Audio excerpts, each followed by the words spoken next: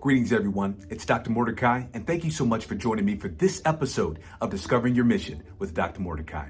On today, my guest, Dr. Monte Randall, the 5th president of the College of the Muscogee Nation, a tribal and indigenous institution.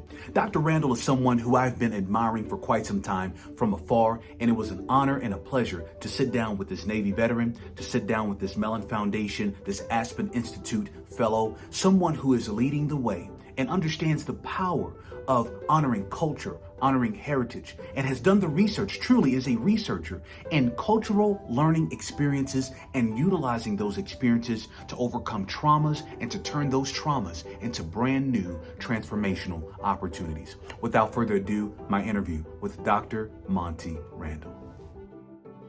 Greetings, everyone. It's Dr. Mordecai once again here with Dr. Monte Randall. Dr. Randall, thank you so much for making time to talk with us on today. How you doing? Great. Thank you for having me. I appreciate the opportunity. Absolutely. I tell you, the viewers, watchers are in for a treat today, especially as we look at the work that you're doing in the higher education space, specifically for tribal institutions. And so I look forward to what we'll learn on today. But tell us a little bit about your background and how did you get started in higher education? Great. Thank you. Yeah. Just briefly, I'll introduce myself in our Muscogee language in a traditional greeting.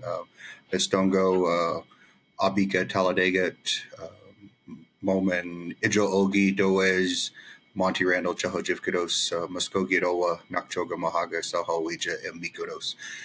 Greetings. I introduced myself in the Muscogee language as a Muscogee Creek Nation tribal member, a member of the Apekv-Tvlledegv tribal town, and Deer Clan, and president of the College of the Muscogee Nation. So, I'm a military veteran. I went to the United States Navy right out of high school. And, a lot of that was just, because I wasn't prepared. I wasn't a first-generation college student, and I wasn't, later on first-generation college student, but I wasn't prepared for higher ed and went to the military and did my 4 years, and I got out. And fortunately, I did sign up for the GI Bill and started attending classes. Went to several institutions across Oklahoma before I made my way up to Haskell Indian Nations University in Lawrence, Kansas. And that's where I was able to finally find success, through a cultural context of learning, and connecting with not only my people, but, my Muscogee people who were up there, but other tribal members. And eventually, did get my bachelor's degree there and continued on to the University of Oklahoma, where I studied a master's in Native American studies and just continued to, connect with my culture and my language. And while I was around all of that, all of my life, just taking on a different style and type of learning, as an adult, learning my language and culture in graduate studies, and that kind of got me connected with the tribe and the College of the Muscogee Nation. And I actually started interning there in the summer of 2009 while I was working on my master's degree, and then eventually just continued on to become an instructor, a full-time instructor, and then later moved into administration, and that's where I continued on for a doctorate degree and eventually in the office of the president. Beautiful. Thank you for sharing that. I would only imagine that being a president of a Native American tribal institution, in many ways, and maybe in some respects it differs, or maybe it's the same. Can you kind of unpack just a little bit as I think about these pivotal moments that have played a role in terms of your presidency? But can you share what are, in your mind, the similarities, but really where the uniqueness of your role really shows up? Mm-hmm. Yeah, we're accredited through the Higher Learning Commission, and I've done some adjunct work, with other institutions, and so, familiar, gotten a lot familiar with higher ed. So, in that sense, with the accrediting body, HLC for us, and of course the Department of Education and all of the regulations and requirements, all of that is exactly the same. And then, so with those similarities, in place, the differences, are, of course, the cultural context of learning, taking that cultural approach of even assessment or teaching and learning and assessment, taking that to the Higher Learning Commission and, really informing them on how we as tribal colleges and, probably all other, MSIs probably do the same, how we take our unique approach to teaching, learning, and then, of course, assessment. From an academic program standpoint, I was just at a meeting last night, and the big conversation, especially in my community, is about economic development and the businesses that are coming in and the academic programs that we need to begin to look at offering some changes we need to make in our academic programs. As I think about what's happening in the tribal space, can you bring us into how those conversations and how it shapes the academic program development and just some of what you've got on the horizon under your presidency?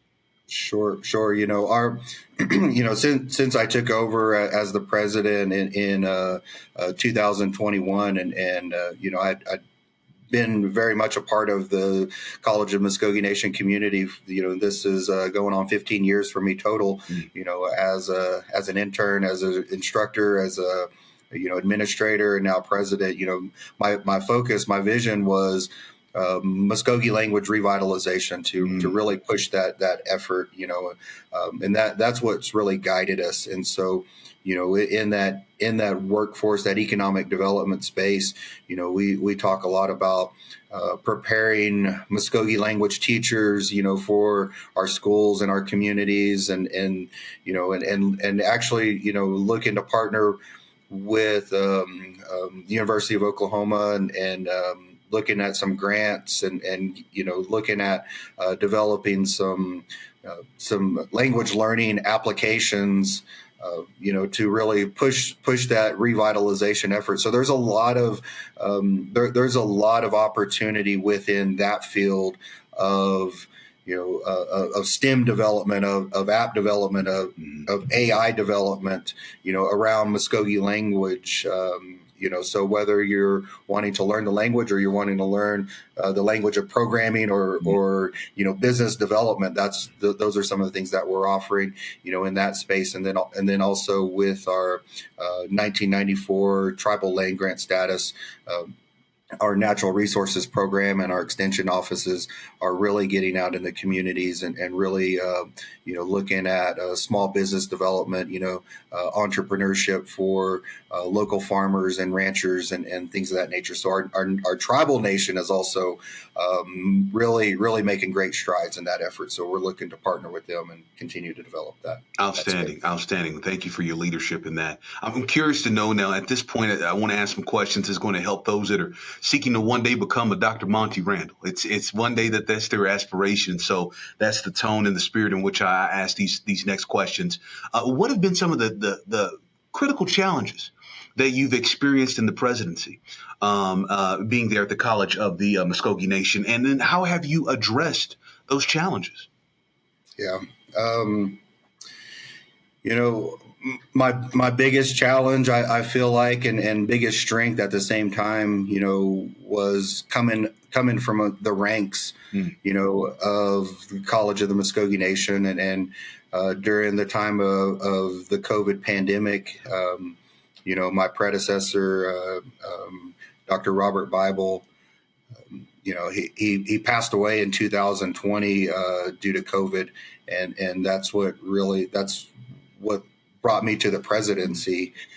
So 2021, early 21, a college campus that was very much secluded in our offices and in our homes and trying to make sense of what higher ed and just life in general, and trying to continue our professions and our livelihood, during a time where, to many of us, our leader and our mentor and our friend and our colleague had passed away, and we weren't able to really, find closure with that. Really weren't able to have this, this this process to grieve, and so that was a really big challenge for me and our campus, and just uncertainty. Even though a lot of people knew me, just that whole idea of, well, there's a new leader, who's now taken over, and what's going to happen? Are there going to be, a lot of reconstruction and things like that? And so, really just kind of settling everyone down, and just projecting that vision of, Muscogee language and culture, is going to be our focus. We had focused on that. We had degrees and certificate programs, but making that effort on my part, to speak our language, to engage, in the culture on our campus and in our communities, to show up, to be there, which, and I had been, but just not as the president of the tribal college, and to be there, to be in our communities and to speak our language, to make it a daily effort to speak our language. And so, the culture, our culture, as we say, is healing for us. A lot of our people, suffer from historical traumas and, the intergenerational traumas that still exist. So, that language and culture is what really connects us and provides that healing for us. Thank you for sharing that, President. Let me ask you this. A lot of conversations are happening now about the future of higher education, what's on the horizon, how the landscape is changing. We see multiple articles published every day about the shifts and how it is impacting states and communities. Can you bring us into the kind of conversations that you all are having there in the Muscogee Nation, among other indigenous tribal colleges, about the changing landscape of higher education, and how are you all preparing to address those challenges? Yeah, definitely. Fortunately, we've been connected with a lot of great organizations, Achieving the Dream, Aspen Institute, and that's how we became connected, and made a lot of connections through that, and seeing the work that many are doing, and we talk a lot about. I think the focus today, what we're hearing is community vibrancy. And so, while oftentimes, minority serving institutions and in particular tribal colleges, we are, we're usually trying to catch up with higher ed, and in this sense, I feel like, this is our strength. This is what we've always done is been a part of the community. And so now we take that approach on, we've always been a part of the community. We've always, created this vibrancy, but how do we now, engage our students and our graduates, in that workforce development, these skills that are needed. And so, taking, the advancements of STEM technology and AI in particular, and how do we utilize that? How do we create that and make that, our sense of, that strength, that workforce development. So those are some of the conversations that we're having on our campuses. How do we integrate technology? How do we continue to maintain our identity, our cultural identity, to further strengthen our Muscogee Creek Nation, our tribal sovereignty. So that those are, while, that's the new direction. It's always been our direction, though. Understood. So it's just how do we scale that up? Okay, understood. We talked earlier, and I would be remiss not to thank you for your service to our country, in the armed forces, and anyone that's watching this. Thank you for your service to our country. Also to those that have family members that are right now have previously served or currently serving. Thank you for your sacrifice as well. Let me ask you this. I can only imagine that your time in the armed forces shaped your leadership philosophy, but I'm also hearing so much pride in your identity, who you are, your people, your history, your legacies. I would only imagine that all of these life experiences are shaping your leadership philosophy. Can you kind of bring us into what that leadership philosophy is, and how is it perhaps evolving for you in life? Yes, thank you. Yeah, the military, my military experience, going in right out of high school, 18 years old, and I often share this, this story or testimony with our students and faculty and staff and communities. My first plane ride was out to boot camp in San Diego, and and then I was stationed in Norfolk, Virginia on the USS Kearsarge. Worked on the flight deck as a crash and salvage firefighter. And, in that experience, I met a lot of great leaders, and really that's what I share with everyone, is that, I'm the best follower in the world. That's my comfort zone. And that was shaped from, military experience. The chiefs and the officers, who led us, they were always in the right position. They were always knew what to do, what was coming next. And that came from experience and wisdom, as I later understood, and while I didn't want to stay in the military and I got out and, continued, I worked, with the Muscogee Nation and other tribal nations later on as a member of the forest firefighter crew. And so I did that for about 8 seasons, and kind of, while I was going through college and this and that, and again, leadership, it was about, following some good people and early on in my academic career, there had been times, and when I think back to grade school, there were times where I did well, and that was because of being inspired by particular leaders, by particular teachers, and I often think back to them, in elementary school, Mr. Beasley, he was a great leader. He was a Vietnam veteran, and he spoke to us in a way that we needed to hear, and that inspired me. And then later on, at Haskell Indian Nations University, a lot of other great leaders, tribal leaders. I think of people who have gone on, but Dempsey Miko was one of them. My friend Mark Randolph, and then again an instructor, Mr. Blivens, who also inspired me, and he was a Vietnam veteran as well. And it was about leadership. It was, for me, it was these men in my life who inspired me. And so, and I've always kind of taken these lessons, and then as I started to move up, as an administrator and eventually as the president, I would think about,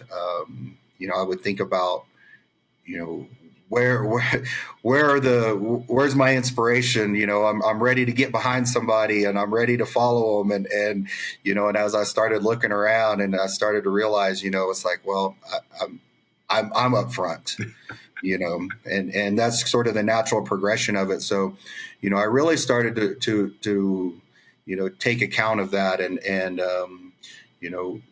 so I started to think about, what I call a Native American leadership model. And I feel like, this isn't anything really new, to people or leaders, but for us Native American people, we talk about historical traumas. We talk about the boarding schools in particular that, that was designed to take our culture and our language from us, to assimilate us. And we often focus on that specifically. But what that time also did was it took our leadership, it took our leaders from us, and it took our, while we still have, our language and our culture, and we still have aspects of leadership development, we don't have it really intentionally and formally. And so that's what this Native American leadership model is about. It is about getting our people to really take notice, to do this intentionally. What? Because these methods were done intentionally to us. So we got to flip that, and we got to make it very intentional on how we teach our language and our culture and our leadership development. So this Native American leadership model focuses around character. It focuses around core values of people. It focuses on purpose. So really internally, looking at things internally at the individual, and then community. Community is a big part. Again, as I mentioned, community, building community.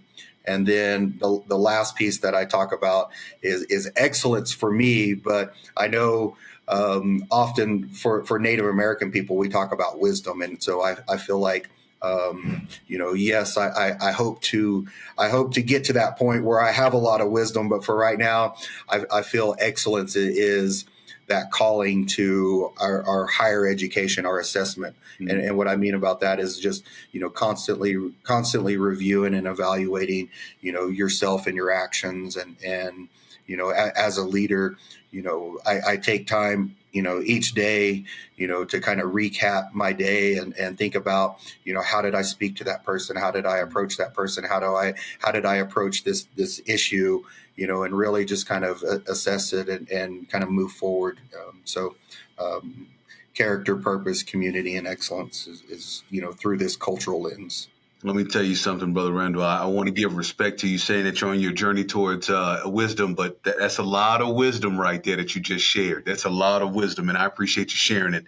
My last question for you, my friend, and the name of the show is called Discovering Your Mission. It's an opportunity where I provide my guests. Sometimes they have an actual mission statement that they've written for themselves, and I always ask them to share that and to share the why behind that. Other times it's a motto. Other times it's values. But I want you to authentically share whatever you would like to share in this moment, but please share with us what you would call your mission statement and your why for the creation of that.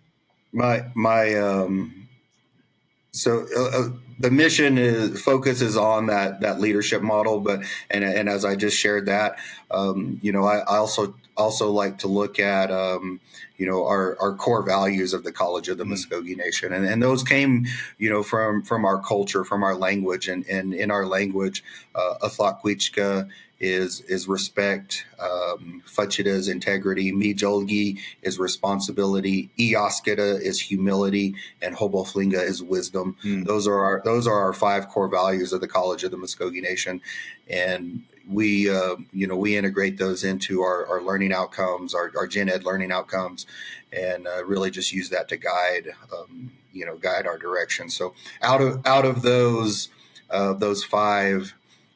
I really like Mijolgi, responsibility, and that's sort of an interpretation. It's not it's not a literal translation in our language, because in our Muscogee language and often Native American languages, we combine words and things like that to describe.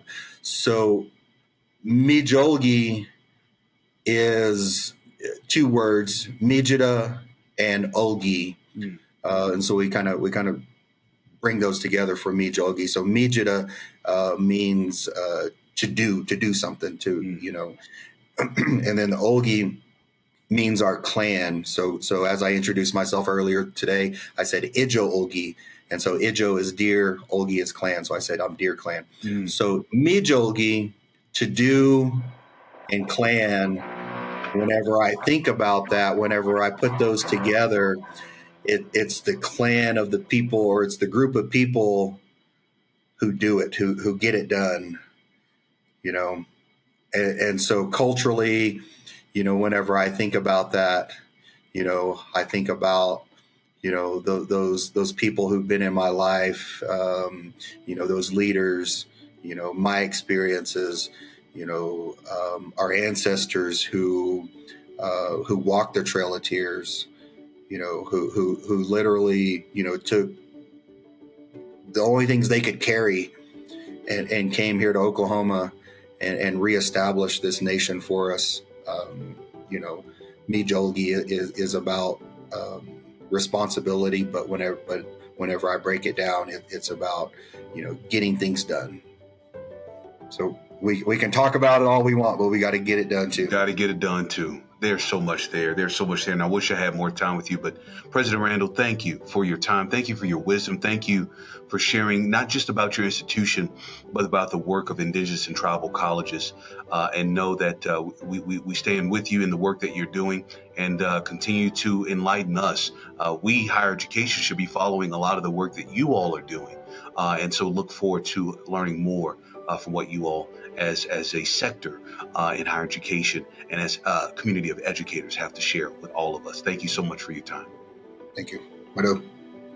Dr. Randall, once again, thank you so much for your time and wisdom shared. At this point in the show, I'd like to share with you my 3 key takeaways, and I certainly encourage you to find your 3 key takeaways, but here are my 3 that I'd like to share with you at this time. Dr. Randall talked about staying true to your cultural identity and heritage. I found that to be extremely powerful. Go back and listen to what Dr. Randall was talking about and the work that he is doing within his tribe and with his people, within the indigenous and tribal communities, and advancing the work of trauma-informed cultural learning experiences.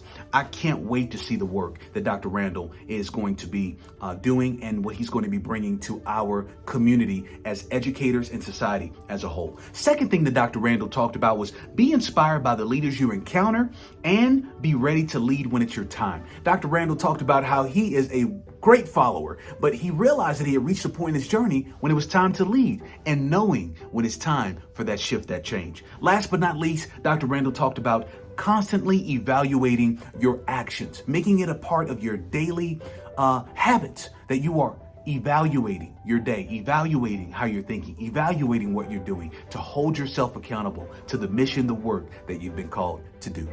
Everyone, thank you so much for your time. I hope that you enjoyed this interview. I certainly enjoyed providing it to you. As always, head over to itsdrmordecai.com for more content and information. I'll see you soon.